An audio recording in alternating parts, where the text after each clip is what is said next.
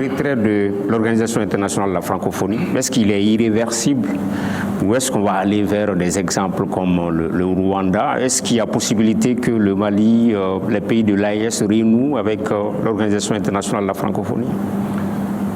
Ce qui est sûr, c'est que le Mali s'est retiré de l'Organisation internationale de la francophonie pour des raisons évidentes. Parce que nous ne pouvons pas être dans des organisations où on pratique la politique de 2 poids 2 mesures. Quand nous appartenons à une organisation, cette organisation doit fonctionner sur la base de ses propres règles qui doivent s'appliquer invariablement à ses membres. Cette organisation est progressivement, en tout cas s'est laissée entraîner par l'influence d'un État-major qui domine cette organisation qui est la France et que aujourd'hui, nous, nos pays AES, étaient ostracisés au sein de l'OIF. Il y a plusieurs pays qui sont en transition au niveau de l'OIF, mais qui n'ont pas le même traitement. Et nos pays il y a eu des mesures qui ont été imposées à nos pays sans que, je ne demande même pas qu'on sanctionne d'autres pays. La position du Mali, c'est de ne pas sanctionner. Mais si l'organisation doit prendre des mesures à l'encontre des pays, que ça se fasse de la même façon.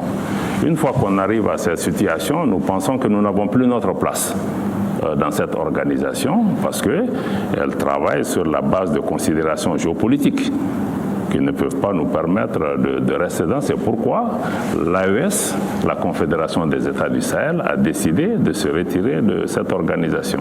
Jusqu'où est-ce qu'on compte partir, monsieur le ministre? Parce que la francophonie, quelque part, c'est une question de langue, c'est autour de la langue française, on va dire. Beaucoup estiment aujourd'hui que dans un élan souverainiste, on doit se défaire aujourd'hui du français comme langue, même si le français est devenu langue de travail seulement chez nous. Alors, est-ce qu'on va aller jusque-là? De mon point de vue, la francophonie, c'est plus la France que le français. De mon point de vue. Quand vous regardez, la langue, oui, ce sont des pays qui parlent le français, mais il y a beaucoup même de pays dans la francophonie où peut-être même pas 1% de la population parle français. Donc c'est une organisation politique.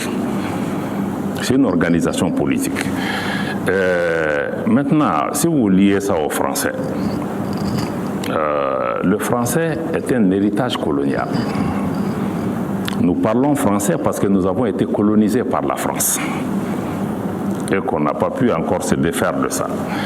Et nous avons parlé le français avant la création de l'OIF. Et nous y sommes entrés, nous y sommes sortis. Nous pouvons continuer à parler le français. Mais nous ne sommes pas fiers aussi de dire que nous parlons français. Parce que nous avons nos langues aussi. Ce n'est pas dire que nous devons laisser le français, non. Ceux qui veulent, ils peuvent continuer à parler. Mais c'est aussi une opportunité pour nous, en tout cas un rappel, de valoriser davantage nos langues nationales. Il y a des langues africaines, même au niveau de l'AES, nos populations peuvent communiquer en bambara ou en songhai, qui peut être compris dans d'autres pays. Donc, pour nous, c'est aussi l'occasion de davantage investir et valoriser les langues nationales qui peuvent exister auprès du français, mais pourquoi aussi on ne développerait pas l'anglais ou d'autres langues? Donc, pour nous, c'est beaucoup plus ça. Donc, l'OIF n'est pas la langue française. D'accord.